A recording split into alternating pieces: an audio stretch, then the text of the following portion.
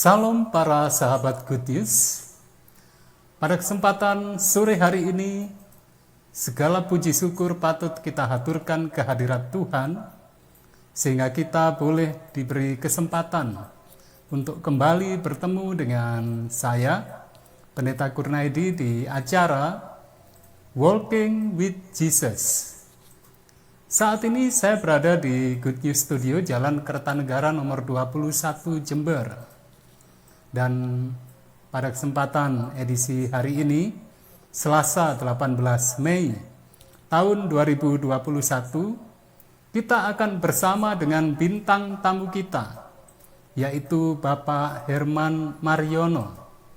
Beliau saat ini sedang berada di Malang. Untuk memulai pertemuan kita ini, mari kita semuanya bersatu dalam doa. Dan kita akan memanggil dulu mohon maaf, Bapak Herman Mariono yang saat ini sedang berada di Malang.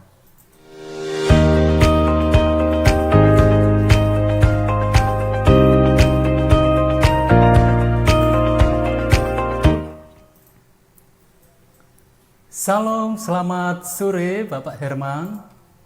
Sonten Pak Pendeta, nggih monggo atus pundi. Nggih, wilujeng sonten Pak Herman. Kita wiwiti pasamuan kita punika kanthi ndedonga mbok menawi basa Indonesia mawon nggih Pak nggih. Oh nggih, monggo. Nggih, monggo kula aturi panjenengan Bapak Herman pimpin kita dalam doa. Sumangga Pak. Mari kita berdoa. Ya Allah, Maha Besar, Allah Bapa yang bertata di surga, dimuliakan nama Tuhan selalu, ampuni segala dosa kami. Syukur dan makasih atas berkat yang telah berikan kepada kami semuanya, sepanjang hari hingga saat ini tidak terasa pun. Kami bersyukur Tuhan telah pimpin sehingga kami pada saat ini boleh berjumpa dengan saudara kami, Tuhan berarti saudara kami yang bersama-sama dengan kami yang di dalam Zoom maupun melalui alat lainnya. Tuhan, kita memberkati kita semuanya, di mana kami ingin menyatakan bahwa betul-betul kasih Tuhan itu kepada kita luar biasa. Kira Tuhan memimpin apa yang akan kami sampaikan, datanya dari Tuhan saja, dan bagi kami boleh menambah pengetahuan kami akan kasih Tuhan.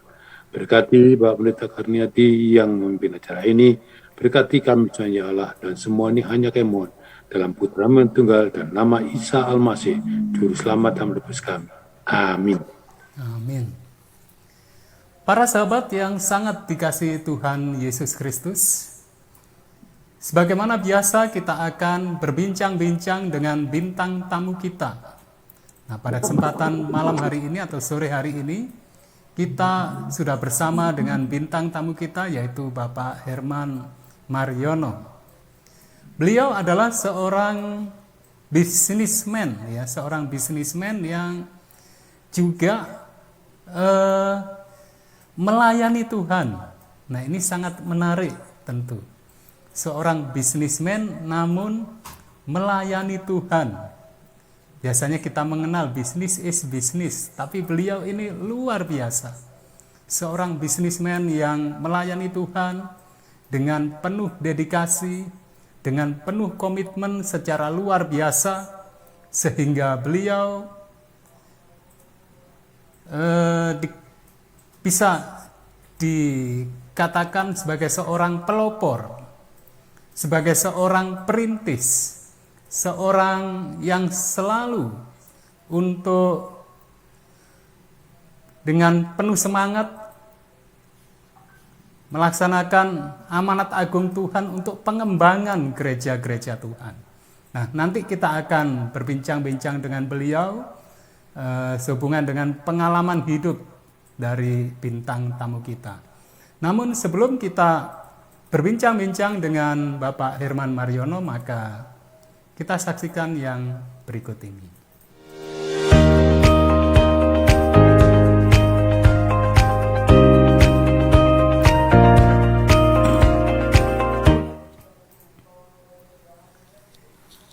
Ya, selamat sore Bapak Herman.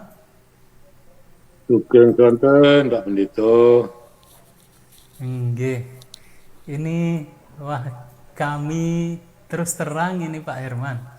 Kami Nggih. merasa sangat bangga untuk sore hari ini bisa bersama-sama dengan panjenengan, seorang tokoh dalam pergerakan gereja, seorang perintis gereja-gereja Tuhan.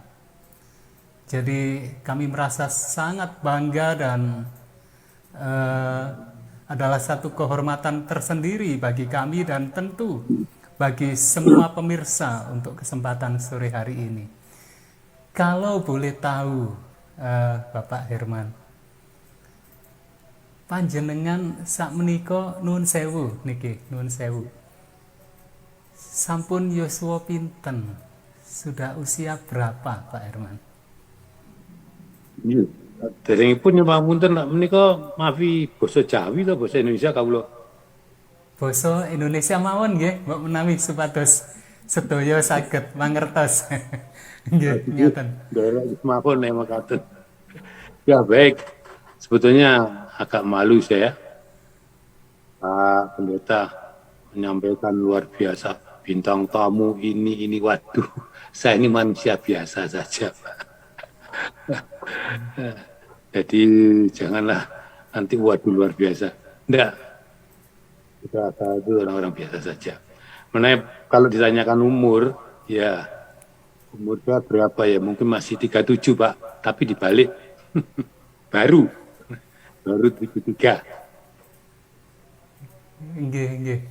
Jadi masih 37 tahun atau 73 tahun. Demikian dia. Eh, satu satu hal yang patut kami teladani.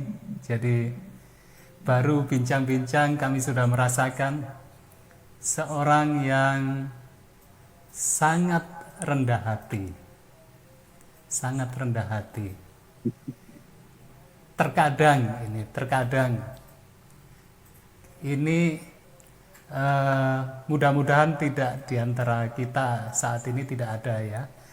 Terkadang itu ada orang yang bisa dikatakan baru melakukan sesuatu sedikit sudah ingin untuk membanggakan diri, tetapi saat ini saya berhadapan dengan seorang yang sangat rendah hati.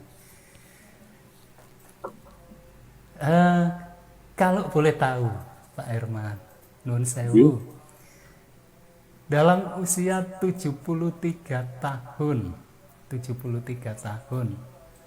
ini sekarang putra dan putri atau cucu itu nun sewu sudah berapa Pak Herman? Kalau dikatakan sudah berapa, ya saya berumah tangga dengan almarhum istri saya karena istri saya sudah meninggal kira-kira 3 tahun yang lalu, tahun 2017 itu istri saya dari Jogja dan saya dikaruniai oleh Tuhan 3 anak. Anak saya yang pertama perempuan berumah tangga, awalnya itu di Solo, punya anak perempuan 2, tapi kemudian suaminya kena jantung dan meninggal, sehingga akhirnya bersama-sama saya dengan saya. Anak perempuannya 2 yang besar sudah di universitas, yang kecil sudah di SMA. Sedangkan anak saya yang nomor 2, yang pertama tadi Sofli, yang nomor 2 Yermia, dia istrinya orang Malang, namanya dia, dan diberkati Tuhan dengan anak 2 laki-laki. Dan dia anak pertamanya sudah tahun yang ketiga mungkin ini di Bandung, kuliah di Bandung. anak yang keduanya SMA. Dan kebetulan anak saya nomor 2 ini ya kadang di Jakarta, kadang di Malang. Saat ini lagi di Malang, ya saya gembira karena ada 2 anak saya dengan cucu di sini. Yang satunya lagi yang paling kecil, Aryo, kawin dengan Tati dari Panaja, Jawa Barat. Ya, sekarang Jakarta, anaknya 2, perempuan dan laki. Yang perempuan kelas 4, yang lakinya baru kelas 1. Kita bersyukurlah Tuhan berkati saya, karena itulah kebahagiaan yang utama bagi saya, melihat anak cucu. Itu, Pendeta. Nggih. Puji Tuhan, puji Tuhan. Berkat Tuhan begitu berlimpah untuk Bapak Herman, sehingga tadi dari apa yang panjenengan sudah sampaikan ini, kami merasakan bahwa begitu luar biasa kasih Tuhan, sehingga sebagaimana tadi yang sudah kami dengarkan. Nah, untuk yang berikutnya ini kami tentu sangat ingin untuk mendapatkan satu motivasi, satu keteladanan dalam yang bisa kami lakukan. Semoga kami bisa melakukannya sehubungan dengan pengalaman panjenengan Bapak Herman sebagai seorang bisnismen, namun sangat berkomitmen untuk aktif dalam pekerjaan Tuhan, bahkan merintis dan mengembangkan gereja. Namun sebelumnya kita ikuti yang berikut ini.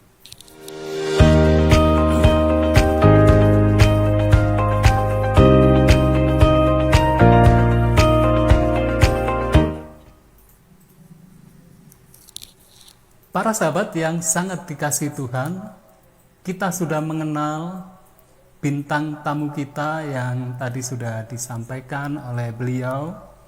Beliau sekarang sudah berusia 73 tahun atau 37 tapi dibalik ya, begitu. Dan beliau juga menyampaikan mengenai keluarga. Jadi kita sudah lebih mengenal beliau dan tentu kita akan lebih akrab dengan beliau. Saat ini kita akan segera mendengarkan satu pengalaman hidup dari Bapak Herman Mariono, bagaimana di dalam kehidupan meskipun sibuk sebagai seorang bisnismen, namun tetap bersemangat dan giat melayani Tuhan. Nuhun sewu Pak Herman. Kira-kira apa ini yang menjadi kunci sehingga panjenengan ini dalam bisnis meskipun saya sendiri tidak tahu sama sekali bisa dikatakan mengenai bisnis, tetapi dari apa yang kami dengar, kalau orang bisnis itu ya namanya kalau bahasa Inggrisnya busy man, itu seorang yang sibuk tetapi bisa tetap aktif dalam pekerjaan Tuhan. Kira-kira apa kuncinya Pak Herman? Ya, sebetulnya ini amanah dari orang tua saya. Tapi kata mungkin ya dari awal mungkin nggak banyak dikit. Jadi saya mulai pada waktu saya kuliah Jogja, dan sekitar tahun 69, 70. Itu pada waktu itu Jogja sudah mulai terkenal dengan apa ya orang bilang gali, preman, segala. Aktif ke gereja, waktu itu gereja masih di Malioboro. Tapi teman-teman saya banyak dari mereka-mereka ini, dan saya waktu itu ada ngontrak satu buku kecil lah ya. Sehingga kalau berangkat kuliah, teman-teman saya itu semua itu banyak, itu kunci saya taruh, saya tinggal di atas apa di selempitan itu, mereka datang, cangkruk lah di tempat saya. Nah, suatu saat orang tua saya datang nengok saya. Begitu dia lihat orang-orang kayak begitu, orang tua saya marah. Dia bilang, kamu nggak kuliah ini berarti.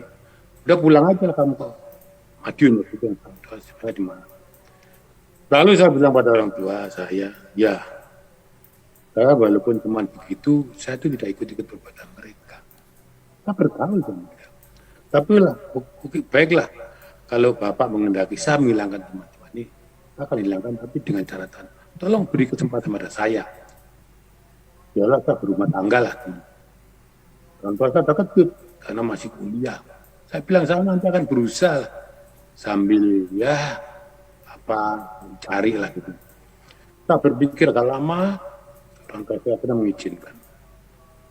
Dan pada waktu orang tua saya mengizinkan, dalam hati saya sudah berkata, saya akan balas budi baik orang tua saya. Apapun yang akan disampaikan, saya akan turuti. Karena beliau sudah mengizinkan saya berumah tangga. Dan akhirnya saya berumah tangga sambil kuliah. Dan sewaktu itu, saya masih berusaha juga jadi tukang foto. Ngajar sendiri, cuci sendiri, cetak sendiri. Nggak terpikir saya kalau waktu itu nggak jadi kan foto mantan segala kan gawat. Terpikir setelah saya dewasa, untung semua itu Tuhan pimpin jadi semua. Dan kadang-kadang ikut borong-borong kayu dengan teman-teman proyek dan juga borong film gitu. Kita mendatangkan film waktu itu ada film main di Jakarta, di Jogja, kirim di Surabaya kita kirim orang ke teman sana cek bagus langsung ambil bawa ke Jogja, kita siapkan gedung. Ambil kuliah dan akhirnya saya kuliah puji Tuhan bisa berhasil dan orang tua saya gembira. Dan langsung saya cari kerjaan, saya dapat kerjaan. Dan pekerjaan itu luar biasa karena hasil yang saya terima itu waktu itu sekitar tahun 80-an itu gaji yang saya terima 1 bulan itu untuk hidup 3 bulan itu masih sisa banyak. Belum nanti ditambah bonus setiap 1 minggu saya ke lapangan, tapi 1 bulan paling dikit 2 minggu ke lapangan. 1 minggu ada bonusnya, 2 minggu ada lipat. Dan orang tua saya mendorong.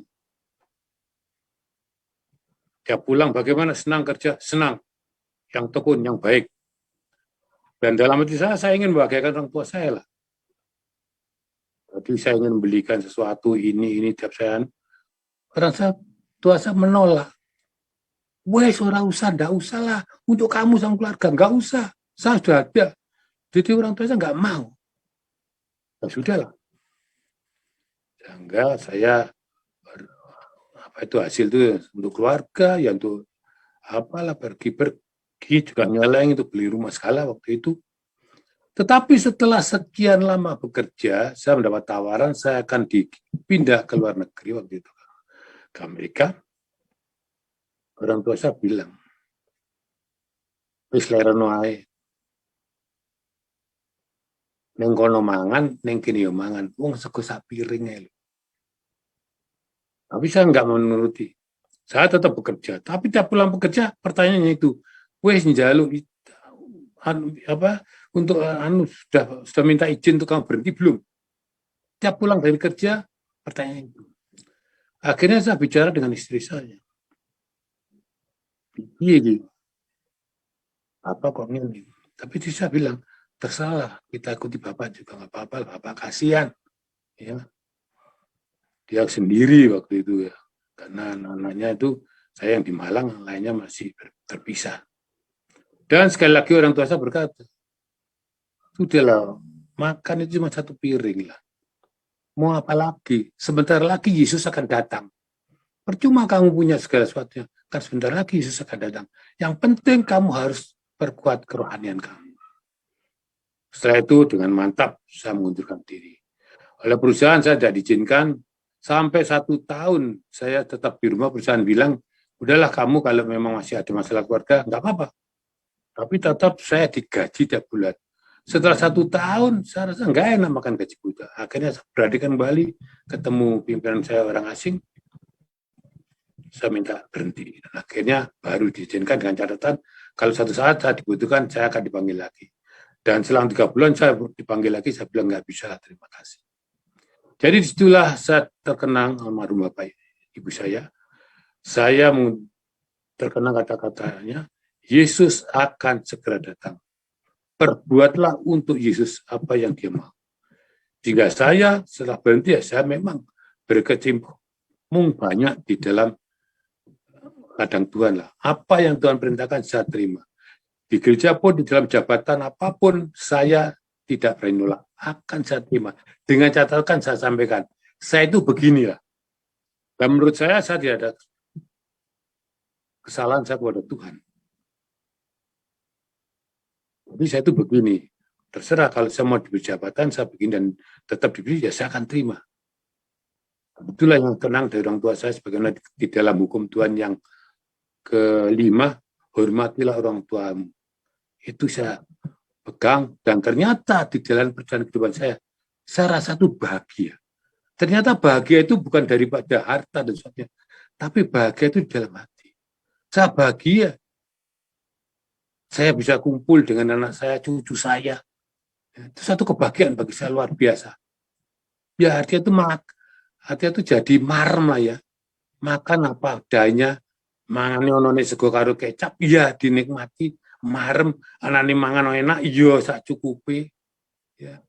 Ayam jadinya ayam, tentrem akhirnya tidak merasa takut apa-apa.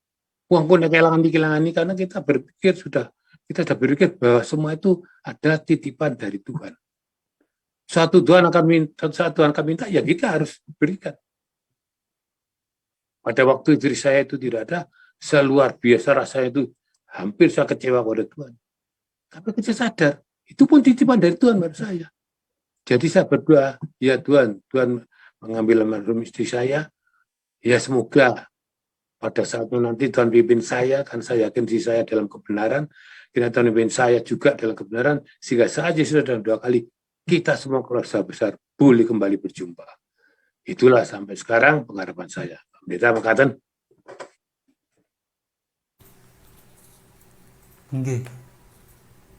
satu pengalaman yang sangat menginspirasi baik saya juga tentu para pemirsa. Bagaimana tadi perjuangan mulai dari muda dan dari ada pengalaman demi pengalaman sehingga itu membentuk panjenengan membentuk Bapak Herman sehingga menjadi Bapak Herman yang sekarang ini. Ini kami merasa tidak semua orang bisa menyikapi perjuangan seperti yang panjenengan lakukan, yang panjenengan alami. Ini sangat menginspirasi dan memotivasi kami secara pribadi dan juga pemirsa yang lain. Ini sangat terkait ya tadi ya Pak Herman ya, antara perjalanan hidup kemudian dengan tadi saya menangkap satu pesan, satu nasihat dari orang tua yang meskipun pada awalnya itu agak sulit untuk kita ikuti, tetapi setelah diikuti justru ini menjadi satu pedoman. Nah ini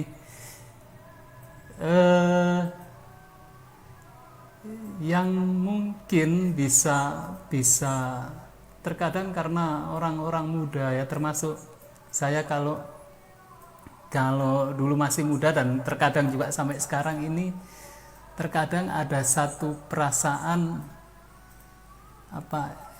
ingin untuk melakukan kehendak kita sendiri daripada mengikuti petuah atau petunjuk dari orang tua kita. Nah ini Pak Herman, kira-kira dari tadi pengalaman dari yang awalnya sulit menerima kemudian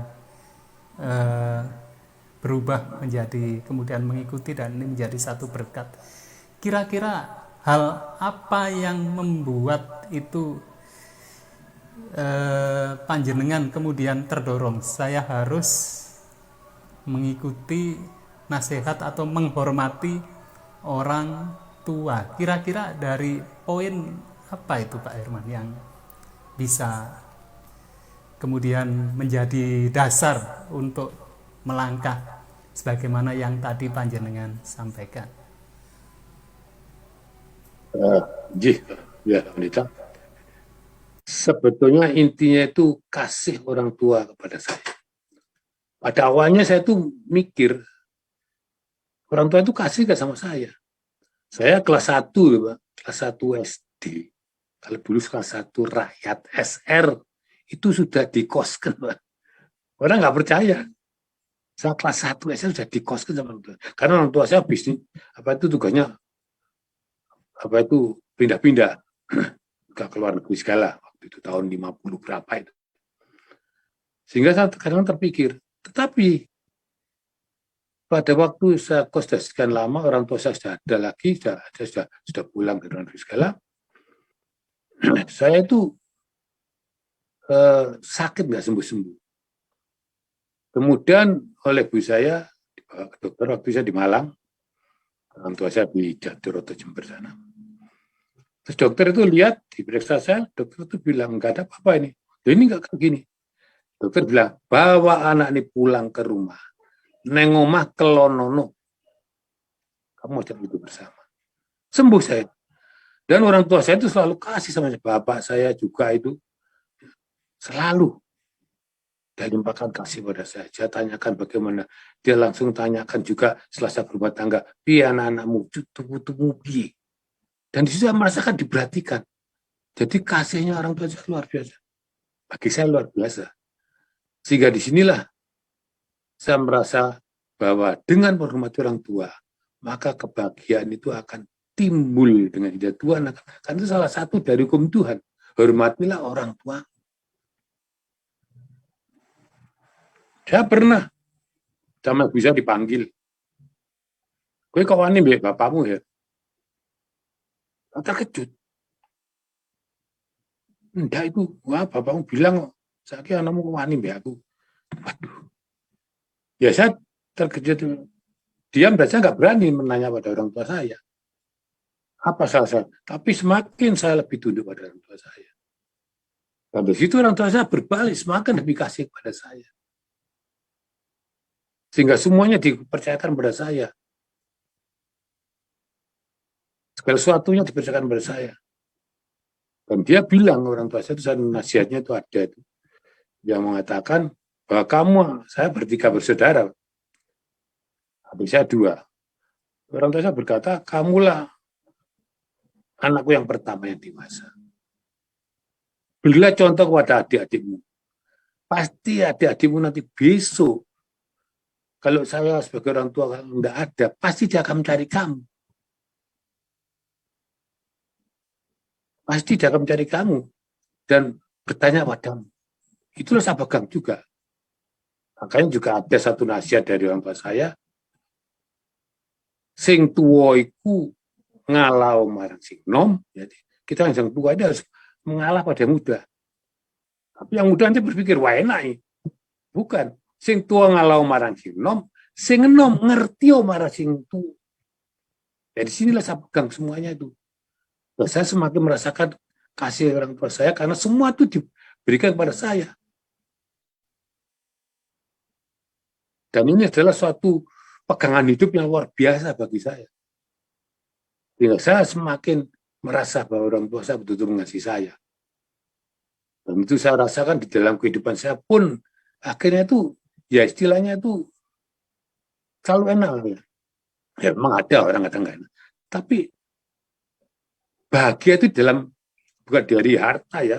Mungkin orang wow, hartaku sama ini. Tapi dalam hati lah kita merasa bahagia. Arem, ayem, tentrem dalam hati. Itulah saya rasakan beda. Jadi ada satu poin yang sangat berharga untuk kami, yaitu bagaimana kita menyadari, meyakini bahwa orang tua kita itu mengasihi kita, dan itu yang menjadi dasar. Mekaten nggih Pak nggih. Begitu ya. Iya. Ya, ini satu poin yang sangat berharga. Karena terkadang ini anak atau yang lebih muda ini kurang yakin bahwa orang tua ini mengasihi kita, sehingga kemudian merasa tidak puas, selalu timbul perasaan ingin membangkang ya, lalu menjadi hal yang tidak baik. Mungkin bukan istilah membangkang, tapi tidak menurut ya, tidak menurut, kurang hormat kepada orang tua. Nah ini kira-kira ini ada pengaruh enggak Pak? Kira-kira antara orang tua yang menyampaikan nasihat kepada anak-anak atau yang lebih muda dengan keteladanan dari orang tua itu sendiri, sehingga anak-anak ini atau yang lebih muda ini bisa memang merasakan ya, tidak saja menerima nasihat itu baik, tetapi juga merasakan bahwa memang ini nasihat yang baik diberikan oleh orang tua yang juga memang dirasakan mengasihi anak atau mengasihi yang lebih muda. Kira-kira apa hubungan antara sikap untuk antara nasihat itu sendiri dengan keteladanan? Kira-kira ada enggak Pak itu? Jadi begini Pak, kita orang tua pun tidak mesti harus benar. Kadang-kadang kita pun ada salahnya. Tetapi kita dari orang tua ada salahnya kalau anak kita memberi masukan kepada kita. Nah, ini kita harus pikirkan, kalau betul ya kita terima kasih. Itu yang utama. Jangan kita langsung, waduh, harap pilih ngandani wong tua. Kita kadang-kadang orang tua ada tidak benarnya juga. Nah ini kita mungkin memberi masukan, ya kita terima. Dan satu hal kepada anak-anak kita tekankan ya, orang tua saya juga menekankan begitu. Karena pada waktu dulu orang tua saya itu waktu sebelum masuk Advent, kita baru Muslim. Itu saya tanya pada bapak ibu saya, Pak, agamanya dia apa? Bisa lah, pokoknya penting pedin hormat yang Gusti Allah, pedin yang Gusti Allah. Itu kasih pada Tuhan. Itu saya pegang. Maka saya sering sampaikan juga di pertemuan itu, di dalam kita mendidik anak, jangan membuat anak itu takut kepada Tuhan. Misalnya kita sebagai amat Advent dari sahabat ke gereja gini, kita langsung wajib tahu anak kita, sahabat-sahabat Sabtu satu, jangan gitu nanti Tuhan marah. Ini satu hal yang salah bagi saya. Kita kasih tahu pada anak kita, aduh kamu sahabat-sahabat kenapa begitu, kemana kamu? Kasihan, Yesus menangis, dia tunggu kamu di gereja, kamu gak nongol-nongol. Ini kita tekankan, Tuhan itu kasih. Nah kalau ini sudah tekankan bahwa anak kita merasa kasih, ya, kalau mereka merasa takut, karena kita takut-takuti, maka anak-anak kita itu akan takut pada Tuhan pada saat dia bersama kita. Tapi kalau dia lepas dari kita, dia nggak takut pada Tuhan. Tapi kalau kita tekankan kasih, setelah anak-anak kita nggak bersama kita, dia lepas di mana, di belantara Amerika, New York sana, Jakarta yang kotanya, hutannya beton-beton, jangan khawatir, tidak akan anak kita akan menyimpang. Jadi kita tekankan kasih, itu. Kasih orang tua pada anak-anak, kasih Tuhan kepada kita semua. Itu harus kita tekankan. Mungkin mengatakan, Pendeta. Nggih.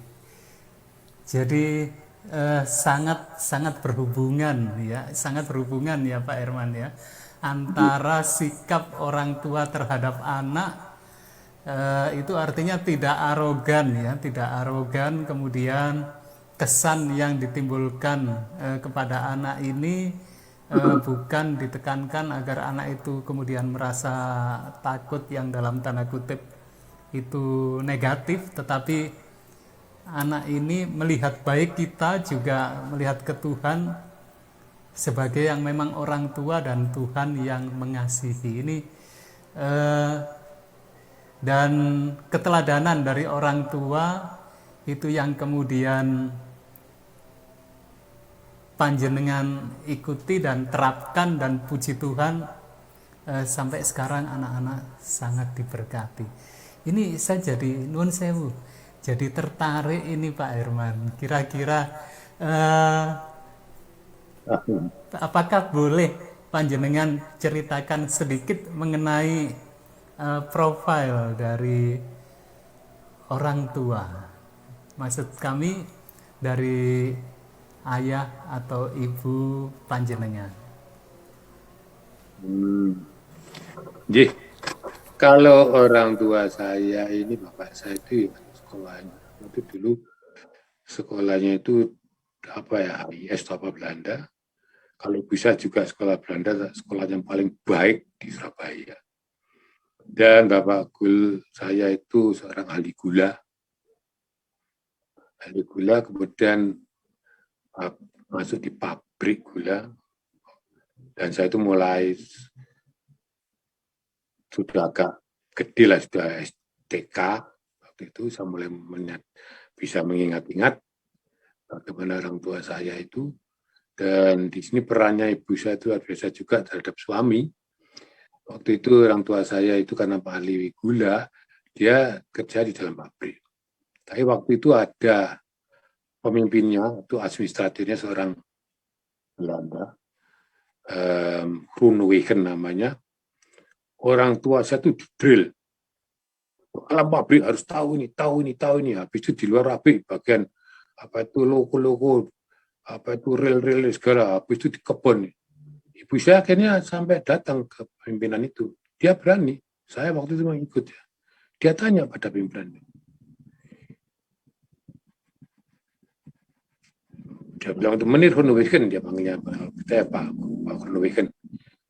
Kamu itu mau apakan orang tua saya? Kamu gini-gini kan? Si orang Belanda ini jawabnya cuma satu. Bu Sumaryono, Mevrouw Sumaryono, apakah kamu tidak kepingin suamimu itu besok jadi seperti saya? Ibu saya terkejut. Diam. Jadi ini terakhir suamimu ini, nanti habis ini kamu istirahatlah. Waktu itu dikirim ke Malang di Hotel Palace Hotel, sekarang Pelangi, masih namanya Palace Hotel. Sudahlah istirahat. Setelah istirahat 2 minggu, terlupa saya, kemudian orang tua saya termasuk orang Indonesia pertama di pabrik gula yang kemudian dikirim ke Belanda untuk belajar. Dan kemudian pulang di sana, gak lama orang tua saya pun menjadi pemimpin. Nah, di sini kita lihat bagaimana seorang ibu, seorang istri juga mendampingi, melihat suaminya bagaimana. Nah, kemudian karena lingkungannya, selanjutnya kadang-kadang juga agak rumah itu di kompleks. Yang namanya orang pengen jajan, ada orang jual sate, segala itu. Memanggil itu enggak boleh. Enggak boleh. Jadi disiplin. Nanti 1 bulan sekali itu baru diajak makan di luar. Sedangkan di rumah pun dilatih, pagi itu makan enggak pernah harus nasi. Kadang kolak telo, bubur, nasi goreng kadang-kadang fruit. Jadi dilatih begitu. Nah, setelah orang tua saya pensiun, saya baru menyadari bahwa di situ orang tua saya menjaga terhadap bawahannya. Saya terkejut pada waktu saya datang ke rumah, waktu sudah di Malang, ada orang jual makanan. Pengen apa? Loh, pengen, panggil dia, makan di situ. Jadi sini teladan orang tua saya. Jadi di mana situasi lingkungan yang kita harus menjaga, kita harus jaga. Tapi kalau sudah lingkungannya sudah kekeluargaan, kita harus lain lagi. Nah, ini saya teladani sampai sekarang. Ini latar belakang orang tua saya, dan orang tua saya memang ya pendidikannya Belanda. Kalau di rumah itu kalau sama bapak ibu saya ngomongnya bahasa Belanda. Saya ngerti dikit-dikit lah. Dan kalau marah ya marah bahasa Belanda. Tapi ya. Dan ibu saya ini luar biasa. Kalau bapak marah, ibu saya diam sebentar, udah habis lah, nggak ada masalah lagi. Dan itu saya terapkan. Jadi marah itu memang betul-betul jangan sampai dibawa sampai masuk matahari terbenam. Sebelum matahari terbenam, semua urusan sudah harus beres. Itu mungkin sedikit saya latar belakang orang tua saya teladan. Mungkin itu Pak Pelita. Nggih. Nah, memang ini sangat bisa dikatakan ini kalau benang merah sangat bersambung ya Pak ya. Jadi dari keteladanan orang tua, kemudian panjenengan ikuti dan kemudian diterapkan sampai sekarang sehingga puji Tuhan kami bisa merasakan satu berkat dan banyak berkat. Kalau mungkin ya benar, ada satu hal lagi yang mungkin kelupaan saya. Jadi orang tua itu didik saya itu kamu itu masih anak. Jadi artinya itu menurut dan kamu belum berpenghasilan. Jadi dulu namanya pabrik gula itu ada acara nonton bioskop bersama. Dulu bioskop itu kelas 1, 2, 3. Kelas 1. Orang tua saya itu di kelas 1. Kamu anak-anak sama desa di kelas 2. Kamu belum dapat, saya cari duit. Nah itu waktu itu masih gitu. Tapi setelah tidak mendapat orang tua saya, kita bersama-sama, selalu bersama makan bersama, nonton bersama. Dan pada waktu itu dia hanya mendidikan pada kita, dan kamu mengerti lah. Kamu belum bisa menjadi duit, jadi kamu harus hati-hati dengan uang. Itu sampai sekarang ada nih. Itulah Pak. Nggih. Jadi memang dari nilai-nilai kehidupan yang diteladankan dan juga diajarkan oleh orang tua ini sangat berpengaruh untuk anak-anak, dan ini kami merasa ada banyak nilai-nilai kehidupan dari tadi dari pengalaman panjenengan tadi Pak Herman. Ada sangat banyak nilai-nilai kehidupan yang kami dapatkan. Itu saya masih ingat Pak, kita anak-anak diajari bekerja. Saya masih SMA loh. Orang tua saya tuh membeli saya sapi, kambing, saya suruh pelihara. Padahal orang tua saya pemimpin. Dan saya pernah masih SMA di Madiun, disuruh ke Boyolali beli sapi perah. Kasih duit, golek sapi, golek truk, gawan mulai. Masih SMA.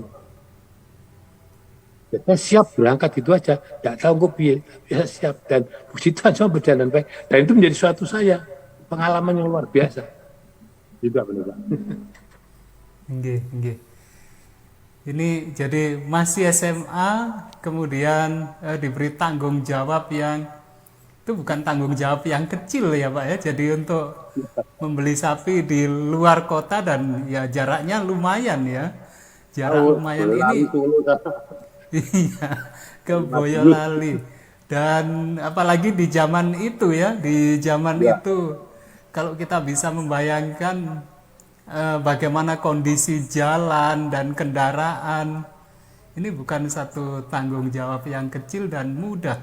Dan bisa jadi mungkin kalau kita tidak menyikapi dengan positif, maka kita tidak melakukan itu dengan baik ya. Tapi ini luar biasa. Jadi memang pada kita kembalikan ke kasih tadi ya Pak ya. Jadi kita benar-benar meyakini bahwa orang tua itu mengasihi kita, mengasihi anak, dan kalau kemudian anak ini melakukan dengan satu keyakinan, maka ini justru sangat bermanfaat untuk memberi nilai-nilai kehidupan ke anak itu sendiri. Sebenarnya begitu ya Pak Herman ya. Iya. Nggih. Nah ini masih banyak ini sebenarnya yang ingin kami tanyakan ini Pak Herman, tapi mudah-mudahan waktunya cukup. Ini dari cerita-cerita tadi.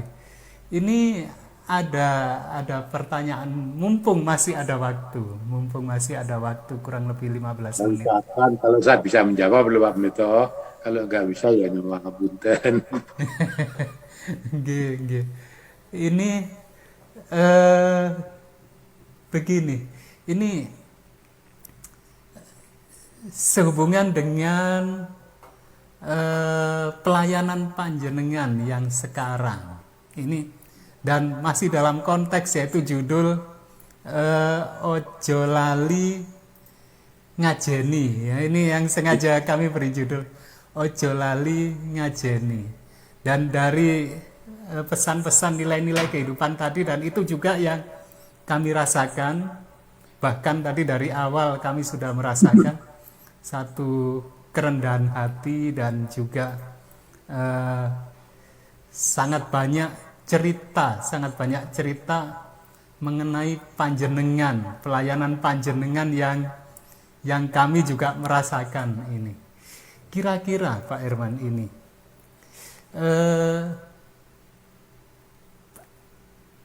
bagaimana atau apa yang menjadi yang menjadi alasan, kalau bisa dalam bahasa saya, sehingga panjenengan Pak Herman selalu, kalau yang kami lihat ini, kami rasakan selalu untuk bersikap apa tidak membeda-bedakan, bahkan bisa dikatakan kebenaran itu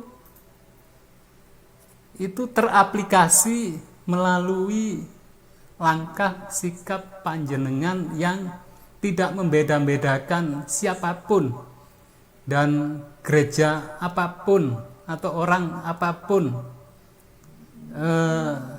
sehingga banyak orang merasakan berkat dari panjenengan. Kira-kira apa yang menjadi alasan kok kemudian panjenengan melakukan atau bersikap yang demikian?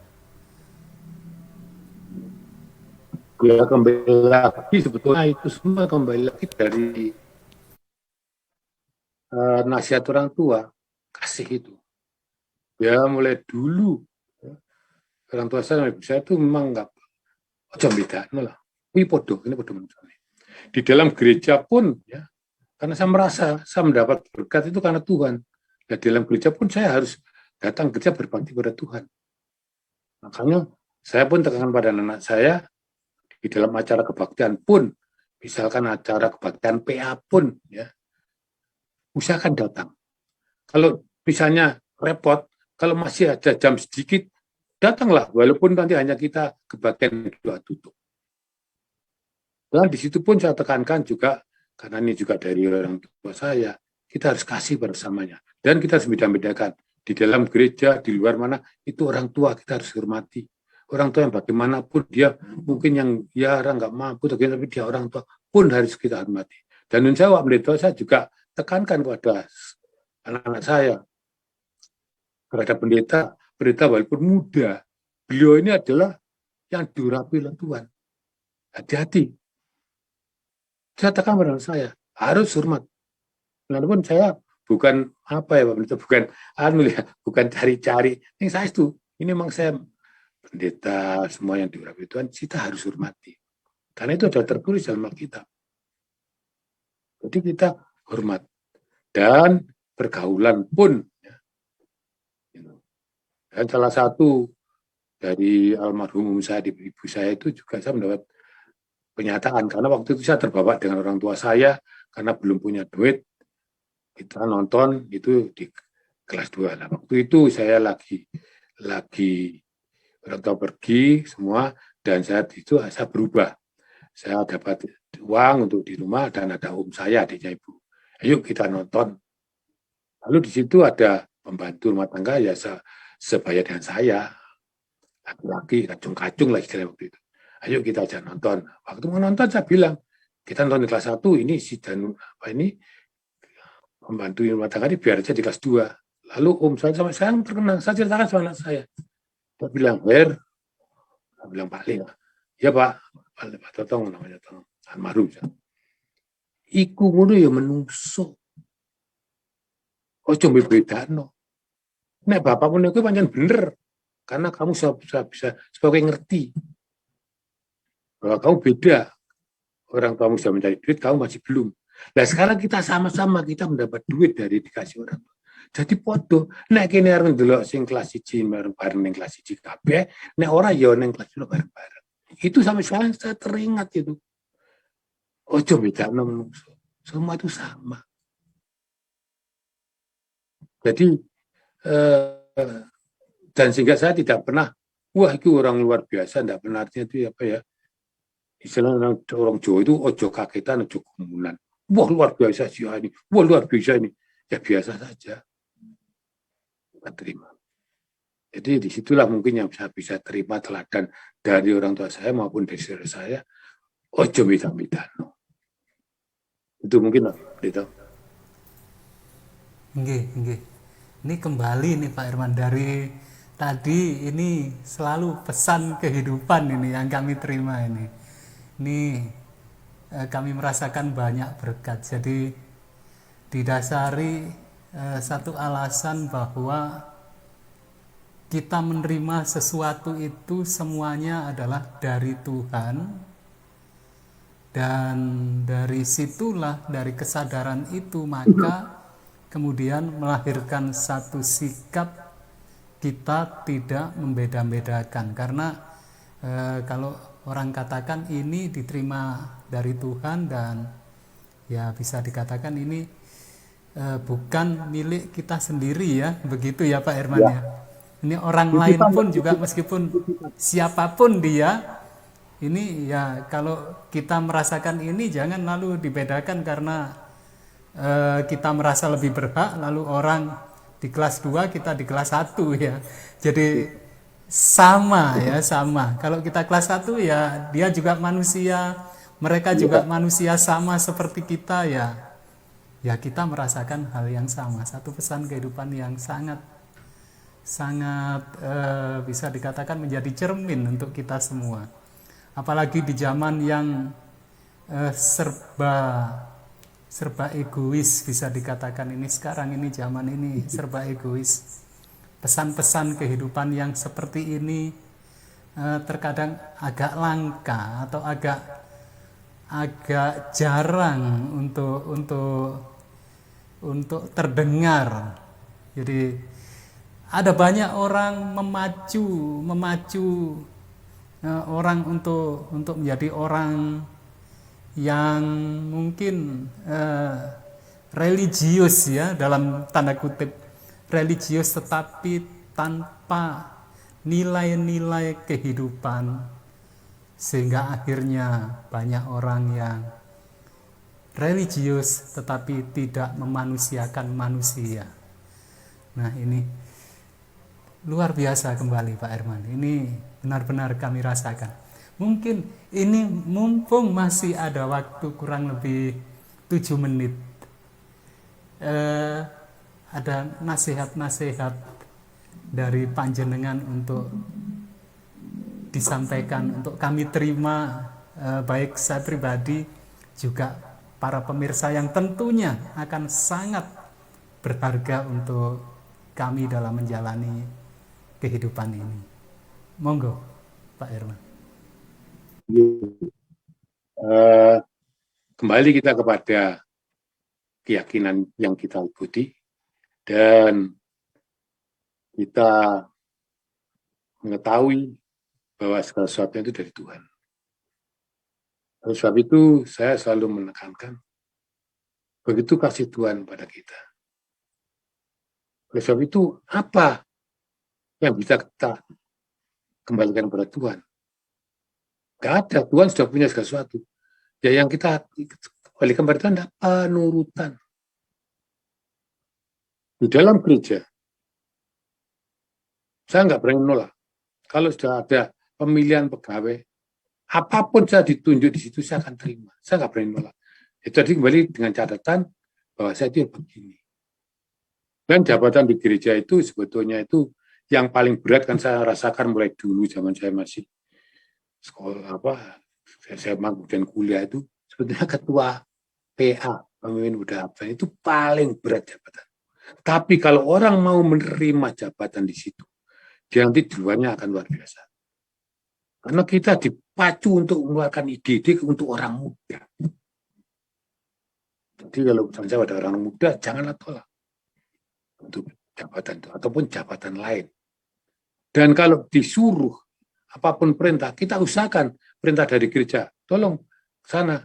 Kadang-kadang ada di jadwal untuk keluar kota, untuk berbicara di sana, bisa sini. Selama kita tidak ada permasalahan, kita harus berangkat. Nah, disitulah kita merasa bahwa kita menuruti segala perintah Tuhan. Dan Tuhan berkata, khususnya di pelajaran sekolah sahabat yang akhir-akhir ini, nah, apabila kita menurut apa yang menjadi perintah Tuhan, maka Tuhan akan memberikan kita berkat yang limpah diberi kepada kita. Itu pun saya rasakan. Berkat limpah itu bukan berarti kita harus mendapat luar biasa harta dunia, tapi yang utama itu kebahagiaan. Akan makin rasa itu ayem gitu, tidak punya rasa takut apapun. Selain kalau Jawa marem ayem tentrem selamat di posisi opo piye waduh kok ana maling ngono ngene, tidak takut sudah lah. Wah, nanti kita pergi dicegat kita ya bukan kita mencobai ya. Waduh sana bahaya, wis Tuhan kalau kami tidak boleh. Tapi kita harus betul-betul marem ayem tentrem menurut segala perintah Tuhan. Dan itu kan dilakukan memang luar biasa. Hanya kadang-kadang kalau sudah di dalam pemilihan sidang, waduh, saya lihat kadang-kadang banyak alasan yang saya tidak bisa, kadang-kadang saya itu dalam hati itu nangis, kamu nggak bisa, saya masih repot. Nantilah kalau saya sudah pensiun, kamu kok tahu kalau umurmu sampai pensiun diurip, dalam hati saya. Kamu tahu nih, sampai pensiun gue diurip. Kita tuh orang lakoni orang gawe urip ning lakoni urip paringane Gusti. Jadi setiap saat kita harus siap untuk menjalankan perintah Tuhan. Dan Tuhan tidak hanya memerintah saja.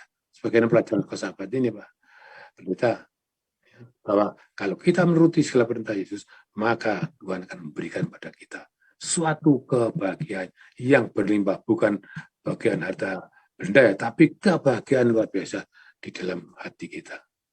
Mungkin kebahagiaan di dalam rumah tangga kita, bersama anak cucu kita, ya. Kita ayam dulu, ngono seneng dulu. Waduh, anaknya kayak butuh ini sudah ayam gitu. Sudah susah itu dibeli. Apalagi kalau kita lihat ya, jenenge foto nanti angkung gini, waduh rame-rame ngontel. Itu sudah suatu kebahagiaan. Kalau dulu waktu masih anak-anak ya anak-anak, Pak ini. Sekarang setelah punya putu nih, ini suatu kebahagiaan luar biasa. Nah itu dari mana? Itu tadi. Kita turuti segala perintah Tuhan. Kita disuruh apapun, kita terima. Kita mohon pimpinan Tuhan. Dan Tuhan akan berkati kita. Mungkin itu Pak Pendeta. Nggih, Pak Irman.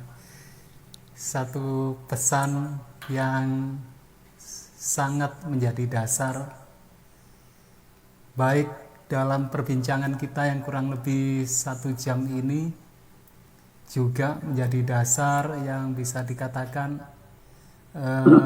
nasihat Tuhan di dalam firman-Nya yang dinyatakan, yaitu semuanya kita harus ingat bahwa kita sebagai manusia ini, kalau bahasa Jawanya mung sak dermo gitu ya Pak Herman ya. Ada dia ngelakoni urip. Iya. Orang gak urip nih ngelakoni urip. Dan kalau ini memang sudah akhirnya Pak Pendeta, saya juga mohon maaf pada rekan-rekan kita, Bapak semua yang bergabung bersama dengan kita. Bersyukur mendapat kesempatan bisa menyampaikan, mungkin bisa memotivasi Ibu dan Bapak sekalian. Dan saya mohon maaf sebesar-besarnya, mungkin dalam pembicaraan saya banyak bidang yang terseleweng lah ya istilahnya. Mohon maaf ya, karena manusia pun itu, khususnya saya, masih banyak kekurangan. Walaupun artinya bukan sudah ya, jangan bilang kita sudah, walaupun baru berusia 37, tetap masih banyak kekurangan. Kita harus berusaha menjadi benar. Sekali lagi kami mohon maaf pada Bapak sekalian yang telah bersama dengan kami. Kiranya kita selalu diberkati Tuhan semuanya. Sekian, amin. Amin, amin. Ya, jadi kita sebagai manusia mung sak dermo ngelakoni urip, dan kita harus ingat bahwa ada Dia, ada Gusti, ada Tuhan yang sesungguhnya kita bisa ngelakoni urip ini karena Dia memberi kita kesempatan. Bisa kalau kami simpulkan demikian ya Pak Herman ya. Kesempatan. Iya. Terima kasih banyak Pak Herman untuk perkenanannya, untuk kesempatan malam hari ini, dan kami sangat mengharapkan untuk di lain waktu, di lain pertemuan, panjenengan masih berkenan untuk kembali menjadi bintang tamu yang memberikan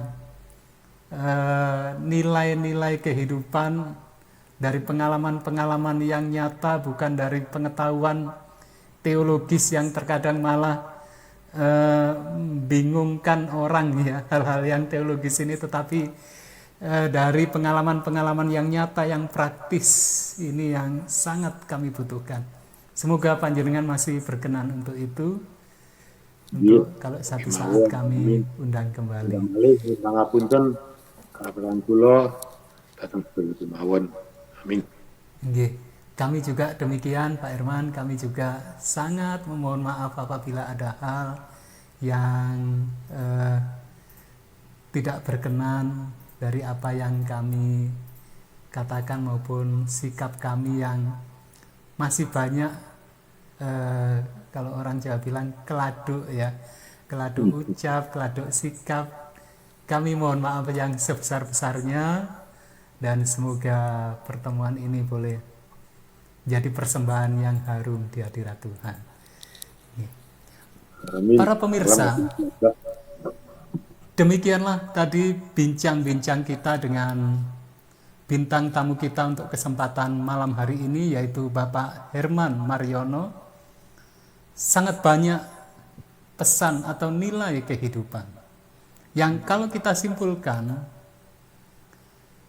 hendaknya kita manusia ini selalu ingat bahwa kita manusia, sehebat apapun, kita tetap manusia. Dan siapapun yang ada di sekitar kita, orang-orang lain yang mungkin kita rasa mereka ini tidak seberuntung, tidak sehebat kita, tetap mereka juga manusia, sama seperti kita. Dan itulah tadi yang menjadi dasar agar kita selalu menghormati, terlebih kepada para orang tua kita yang dipercaya oleh Tuhan untuk menjadi orang tua kita, sehingga kita boleh ada di dunia ini. Dan oleh orang tua kita itu kita diberi, mendapat pesan-pesan kehidupan, nasihat-nasihat, fasilitas-fasilitas, sehingga kita bisa menjadi manusia yang sekarang. Kita hormat kepada orang tua kita juga hormat kepada siapapun yang ada di sekitar kita, karena kita adalah manusia. Dan hanya Tuhan yang patut untuk dimuliakan, ditinggikan, dihormati, dibanggakan. Para sahabat yang sangat dikasihi Tuhan, mari kita mengakhiri pertemuan kita ini dengan kita bersatu di dalam doa. Mari kita bersatu dalam doa. Tuhan Allah Bapa kami yang bersemayam dalam tahta kasih kerajaan surga, segala puji syukur kami haturkan ke hadirat Tuhan atas segala kemurahan Tuhan, kasih Tuhan. Maka pada kesempatan ini kami boleh berbincang-bincang. Hambamu bersama dengan hamba Tuhan, Bapak Herman Mariono. Sehingga kami boleh mendapat nasihat-nasihat dari Tuhan melalui beliau. Tuhan, saat ini kami berdoa untuk Bapak Herman Mariono bersama dengan keluarga besar, bersama dengan putra-putri, cucu dan menantu dimanapun berada, bahkan keluarga besar dimanapun berada. Kami rindu Tuhan, agar Tuhan semakin memberkati Bapak Herman Mariono bersama dengan seluruh keluarga, dengan berkat kesehatan, berkat rejeki, berkat damai sejahtera dan sukacita serta hikmat Tuhan. Sehingga semakin menjadi saluran kasih, pancaran kebenaran Tuhan, menjadi berkat bagi sesama kami, sehingga kami dan banyak jiwa yang lain boleh semakin bersedia untuk menyambut Kristus yang sudah semakin segera datang, dan kami semuanya boleh semakin siap untuk menerima karunia hidup kekal. Tuhan, kami juga berdoa untuk para pemirsa, baik yang mendengarkan melalui radio streaming maupun yang mengikuti melalui Facebook, melalui YouTube, melalui podcast. Kiranya Tuhan memberkati semuanya. Kami sangat rindu Tuhan agar kami semuanya boleh bertemu kembali pada kesempatan yang berikutnya. Semuanya dalam keadaan sehat, penuh rejeki dari Tuhan, penuh damai sejahtera Tuhan, sehingga dalam pertemuan kami yang berikutnya, kami semuanya semakin bersuka cita di dalam Tuhan, dan Tuhan semakin terpuji dan termuliakan. Tuhan, inilah doa kami yang jauh dari sempurna, namun kami sangat yakin Tuhan yang Maha Kasih, yang sangat mengasihi kami, akan mengabulkan doa kami ini dengan jawaban yang lebih indah dari apa yang dapat kami pikirkan, yang dapat kami haturkan dalam segala keterbatasan kami ini. Dan semuanya ini Tuhan kami persembahkan di dalam nama yang terindah, Tuhan kami Yesus Kristus, yang termulia, yang penuh kuasa. Amin. Demikianlah para sahabat Good News, pertemuan kita untuk malam hari ini. Saya Pendeta Kurnaidi dan bintang tamu kita Bapak Herman Mariono serta segenap kru dari Good News Studio mengucapkan terima kasih yang sebesar-besarnya. Kiranya Tuhan semakin memberkati kita semuanya. Sampai jumpa. Salam sehat.